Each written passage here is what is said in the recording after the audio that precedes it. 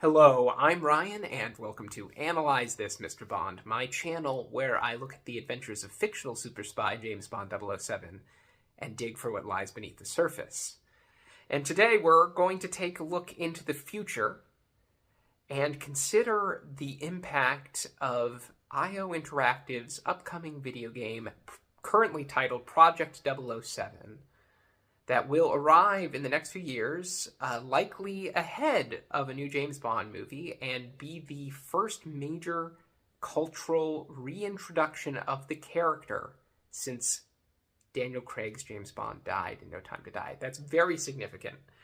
And this is part of a broader cultural shift where video games have become increasingly important. Obviously, video games have a pretty notable history with the character of James Bond. Those of us who grew up through the Brosnan era obviously have a strong association and nostalgia for the video games that came about during Brosnan's tenure. GoldenEye for the Nintendo 64 was a major cultural event. It was a major landmark for video games in general, but it was also a landmark for the Bond character and his cultural reach. For many in my generation, GoldenEye, the video game, was the introduction of that character. It wasn't going to the movies first. It was playing the character in the context of a video game. And while none of the video games since GoldenEye have carried the same level of cultural impact, the character maintained a presence in the video game space for a good many years before the current absence period. The Daniel Craig era didn't translate as well to video games, and we kind of saw that all peter out with the last big game being 007 Legends. But what has happened as a kind of parallel mega trend is that video games are now more central to culture than ever. Internet culture and video games are essentially tied at the hip. We live in the era of Twitch streaming, of video game podcasts. Video games are now mega blockbusters on the level of the greatest cinematic blockbusters in many ways. When you hit it big with a video game, you have more opportunity to make a lot of money than you do with a big blockbuster picture. And you're seeing a ton of investment accordingly into the video game market. For the younger generations in particular, I'm thinking like Gen Z, Gen Alpha, it's arguable that video games at this point are more of a cultural driver for them than cinema is. And we're starting to see Hollywood wake up to the possibility of treating video games more seriously as source material. You're seeing the Mario movie become a mega blockbuster hit, the Sonic movie, but you're also seeing adult-targeted fare like the Last of Us TV show, the Fallout TV show that's just around the corner for us. It seems like we're on the precipice of video game intellectual property starting to be treated by Hollywood like superhero intellectual property. It took a long time for Hollywood to take superheroes seriously. You had, your original Superman with Christopher Reeve. You had the Tim Burton Batman, but it only really started to reach the heights of respectability in the last 20 years.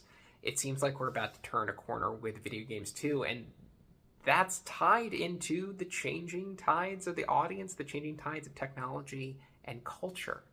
So that puts Project 007, the new video game, in a very interesting place. Long before we see, probably a year out at least, before we see a new Bond step onto the silver screen, we're going to see a Bond appear in a major, heavily promoted video game.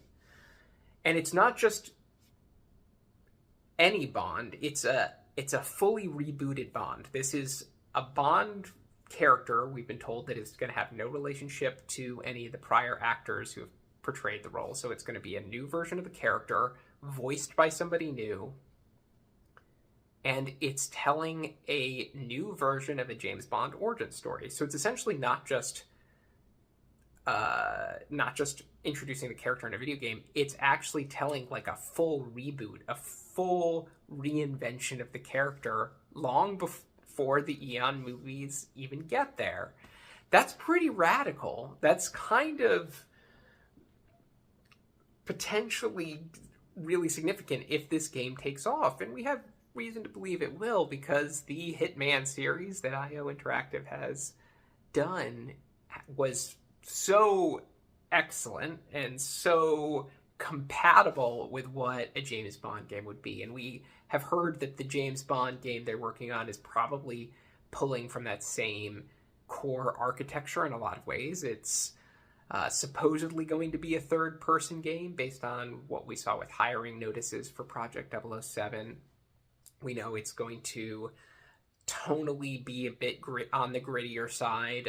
The words we've heard is that it's going to be more like Craig than Roger Moore, though there is going to be an emphasis on quote-unquote spycraft, which may suggest gadgetry plays a significant role here.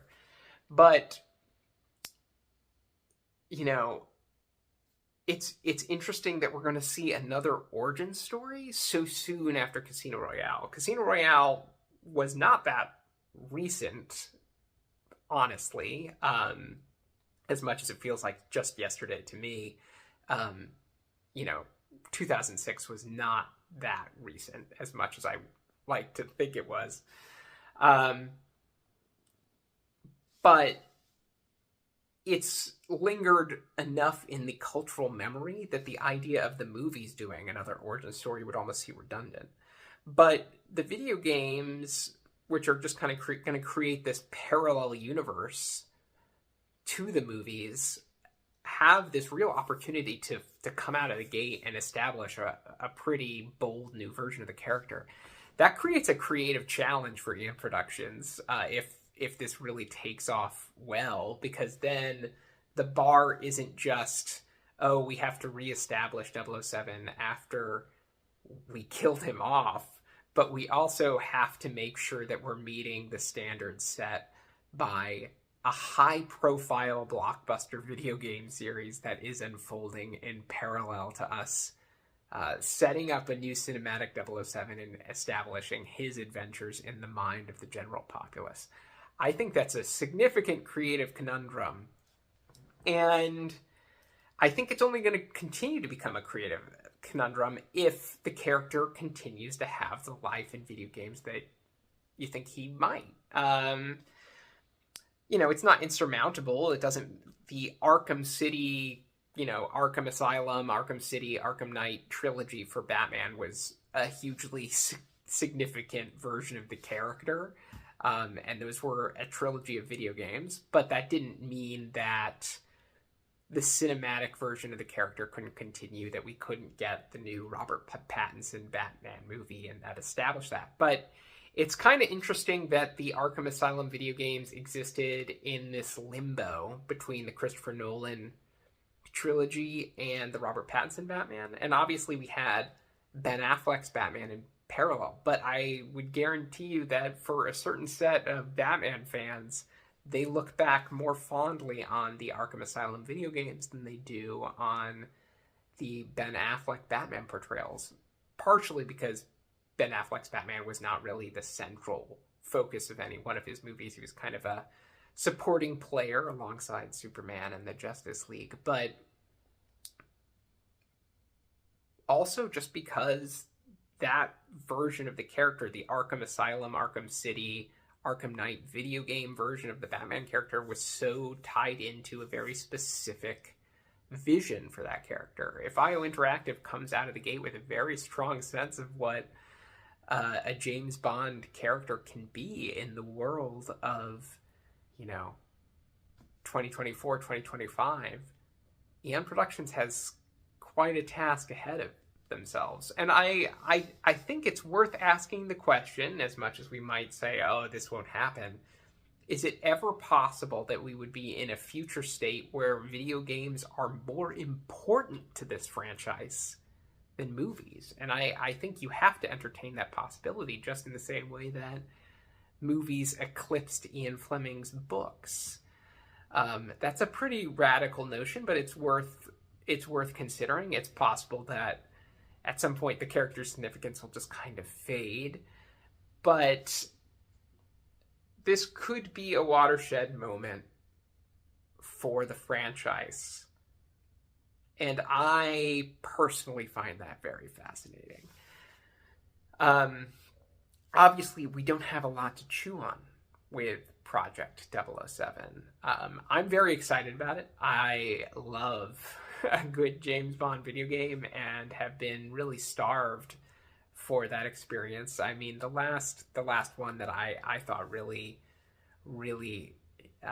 scratched the itch was Bloodstone, and that had some issues. I'm hoping that the new Bond game will be more in that vein, but like a more fully realized version of that concept, and that's hopefully what IO Interactive will bring to the table. But you have to remember too here that IO Interactive has gone big on their investment here. Like, they're betting big on this being their next big venture as a company. Their Hitman arc is effectively concluded. They're working on Bond as their big major flagship project going forward. They have some other things in the pipeline too, but like, this is a make it or break it moment for them as a developer. So we gotta pay attention here.